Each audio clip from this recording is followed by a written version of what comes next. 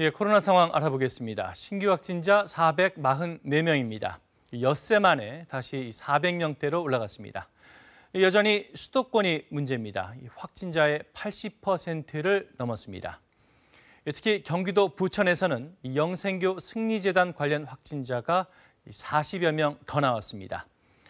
비수도권도 집단 감염에서 예외는 아닙니다. 부산에서는 목욕탕 3곳에서 20명 정도가 확진 판정을 받았는데 접촉자는 수백 명이 될 것으로 추산됩니다. 자, 이런 상황에서 맞는 설 연휴가 더 걱정입니다. 실제로 다른 지역의 가족이나 친척을 방문했다가 감염이 번지는 사례가 벌써 잇따르고 있는데 이번 명절에 5명 이상 모였다가 확진되면 과태료뿐 아니라 치료비도 부담할 수 있습니다. 김민지 기자입니다. 강원도 화천군의 일부 마을에서 최근 닷새간 확진자 8명이 나왔습니다. 지난달 말 설을 앞두고 서울에 사는 친척이 마을을 다녀간 뒤 확진됐는데 이게 화근이 됐습니다. 접촉한 가족을 포함해 마을 주민들이 잇따라 감염되면서 주민 1000여 명에 대한 전수검사까지 벌여야 할 형편입니다.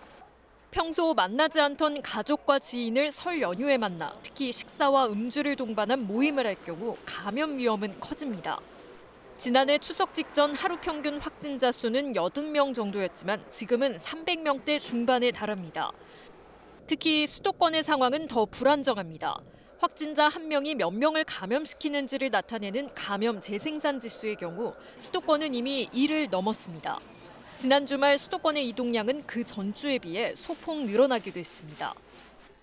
방역당국은 이번 설 연휴를 3차 유행의 최대 고비로 보고 있습니다.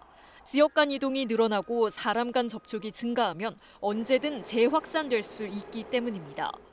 역대 가장 큰 위기인 이번 3차 유행을 끝낼 수도 있고 꺼져가던 불씨가 다시 살아날 수도 있는 중대한 갈림길입니다. 전국적으로 시행 중인 5인 이상 사적 모임 금지는 설 연휴를 포함해 오는 14일까지 유지됩니다. 직계가족이라고 하더라도 주소지가 다르면 5명 이상 모일 수 없으며 위반 시 과태료가 부과됩니다. 확진자가 나오면 지자체가 치료비에 대한 구상권 청구도 할 수 있습니다. 3차 유행의 기본적인 속성 자체가 개인 간 접촉에 의한 감염이 가장 많은 비중을 차지하고 있고 이를 해결하기 위한 또 3차 유행을 안정화시키기 위한 방안들이 방역당국은 설 연휴에도 전국 선별진료소 400여 곳과 임시 선별검사소 100여 곳이 운영되는 만큼 조금이라도 의심스러우면 꼭 검사를 받아달라고 요청했습니다. KBS 뉴스 김민지입니다.